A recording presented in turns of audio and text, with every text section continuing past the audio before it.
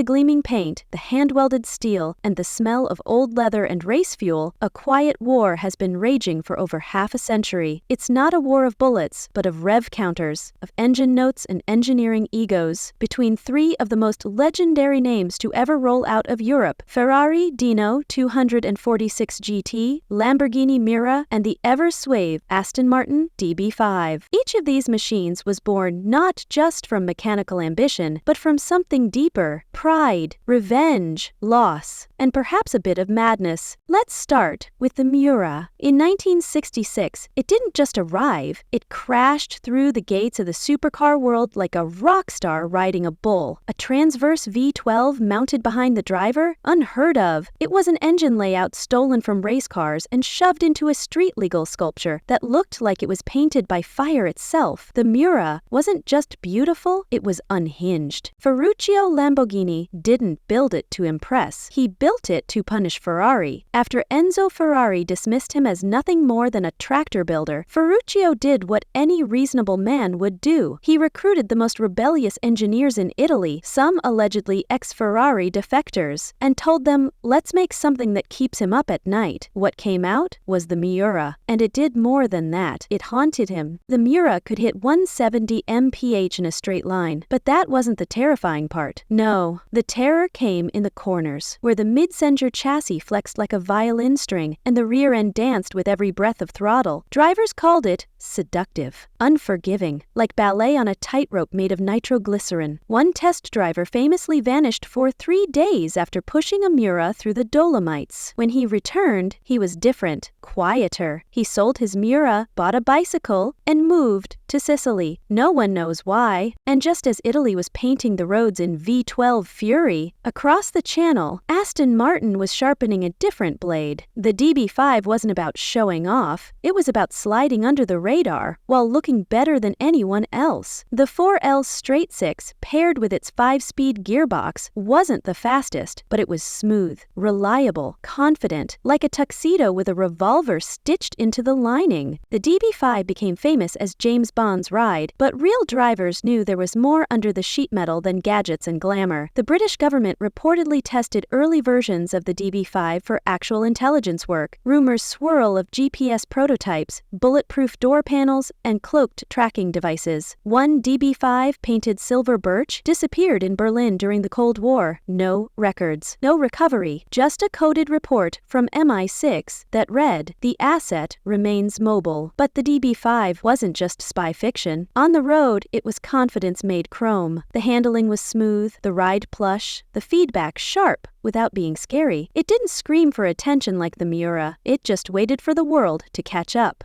And then there's the Dino, perhaps the most tragic, most misunderstood of the trio. The Ferrari Dino 246 GT was named after Enzo Ferrari's son, Alfredo Dino Ferrari, who died at 24. A gifted engineer, Dino had been working on a V6 engine, a departure from Ferrari's signature V12S. After his death, Enzo fulfilled the vision, but he refused to brand the car as a true Ferrari. That was Enzo, brilliant, stubborn, grieving. The 246 GT was live, mid-engined, and agile in a way no other Ferrari was at the time. It wasn't the fastest, but it talked to the driver. The steering was alive, the throttle a language. It wasn't a beast to be tamed like the Miura. It was a dance partner. Elegant, precise, painfully human. Some mechanics swore the Dino had moods, that if you treated it coldly, it would misfire, that if you touched it gently, it would sing at 7,800 RPM. One collector said he left his garage light on overnight and returned to find the Dino's headlights on, staring at him. Maybe it's just the wiring, maybe not. But these cars, they weren't just transportation, they were identity machines. They reflected the souls of the men who made them. The Miura was wild, uncontrollable, a middle finger to convention. Driving one was like taming a hurricane. You didn't sit in it, you clung to it. It demanded respect and punished overconfidence with brutal oversteer, an engine heat that could roast your ankles. But on the right road, the Miura didn't move through air, it sliced it. The DB5 was all class, but under its gentleman's skin was a cold heart. It was built to observe, to outlast, to slip in and out of danger without leaving a trace. It didn't need to scream. One downshift was enough. It was the James Bond of cars, and not just because of the movies. And the Dino? The Dino was the only one born out of love. It wasn't just Enzo's tribute to his son.